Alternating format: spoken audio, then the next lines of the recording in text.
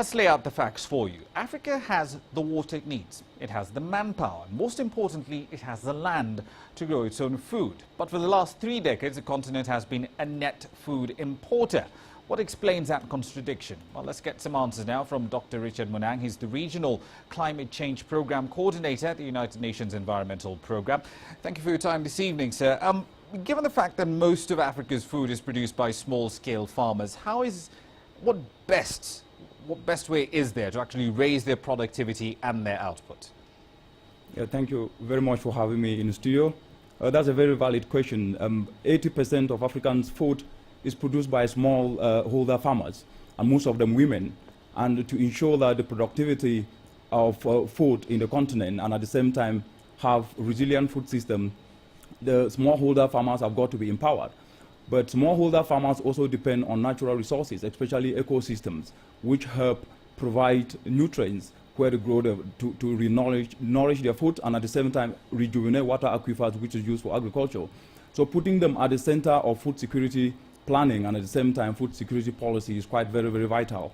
But ensuring that they better manage ecosystems and also ensure that ecosystems actually become part and parcel of enhancing food security in the African continent, and at the same time also ensuring climate change adaptation becomes really instrumental in food security planning in the entire continent. Indeed, but let me take you back to 2003 here. African governments agreed to spend at least 10% of their annual budget on agriculture. Most governments across the continent so far have failed to do so. On the basis of that glaring statistic, Dr. Munang, wouldn't it be fair to describe the Maputo Declaration as a failure?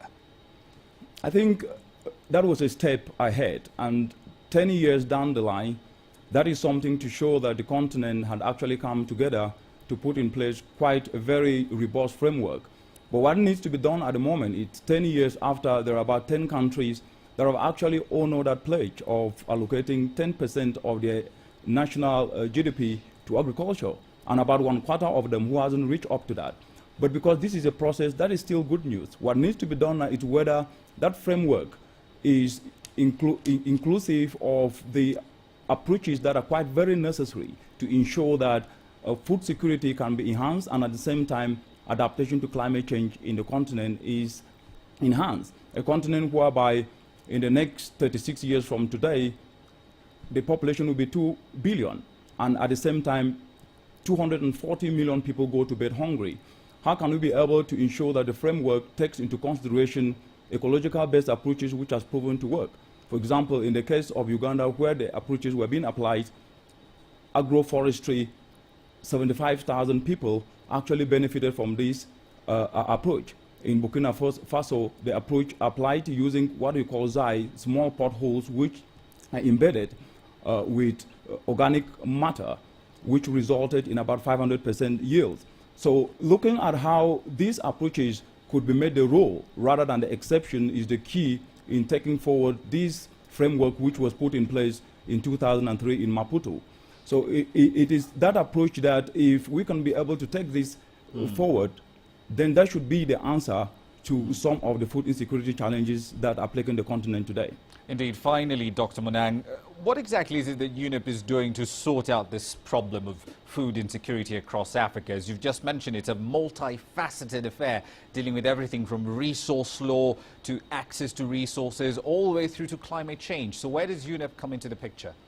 The UNEP is addressing food security through two approaches. Ecological-based approaches whereby they're harnessing ecosystem services, our water, our wetlands, our seas, services like nutrient recycling in the soil, services like provisioning of water, and at the same time ensuring that harnessing these approaches is working with nature rather than working against nature, reducing application of chemical fertilizer and pesticides because they disrupt soil chemical processes.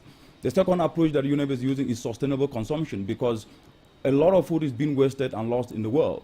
So how can food be generated in such a way that it is not lost? There is a program which is in collaboration with the United Nations Food and Agricultural Organization called Think, Eat, Save, which anchors with the Secretary General of the United Nations Zero Hunger Challenge. So all these two approaches, UNEP in collaboration with partners and other UN agencies is actually pushing this forward, and this has proven results, and the overriding idea is that if we can be able to work with nature, then we will be able to address the food insecurity challenges facing the world, especially Africa, and make Africa a continent of plenty, rather than a continent where the people experience the fear of want. Indeed, we'll have to leave it there for the time being. Thank you very much for your time this evening. Dr. Richard Munang there from the United Nations Environmental Programme, based, of course, here in the Kenyan capital, Nairobi.